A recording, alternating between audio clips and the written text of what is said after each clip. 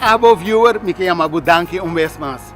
O abo tá tomando tempo, regularmente e estruturalmente, para portender assim aqui o programa na Master Mind. Me que agradecido cada vez que você tomando tempo para escutar essa aqui não, para assim aqui abo receber informação não, que abo por usar e encanando em prática, para assim que enalçar boa qualidade de vida. Pero nós não queremos enfocar em boa qualidade de vida só, senão nós que vai dentro da área de boa relação também.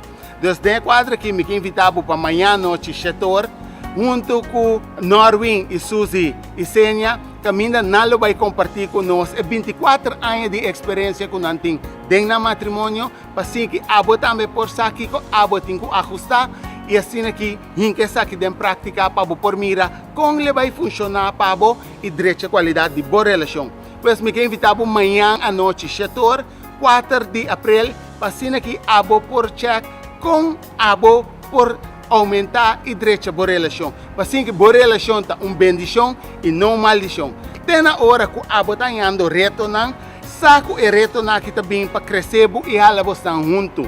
Assim é a relação mais forte. Pois compreender que retornar que também assim e nós lo vai receber amanhã com Deus que tips de Norwin e Suzy e Sênia para por mira de que maneira não abim navegar em barco matrimonial para 24 anos. Assim que abo que está drentando relação, abo está dentro de relação caba, abo que vai drentar de uma relação, abo aqui que eu tenho que ter em conta com ele, assim que assim essa aqui exitoso, que está bendição para abo.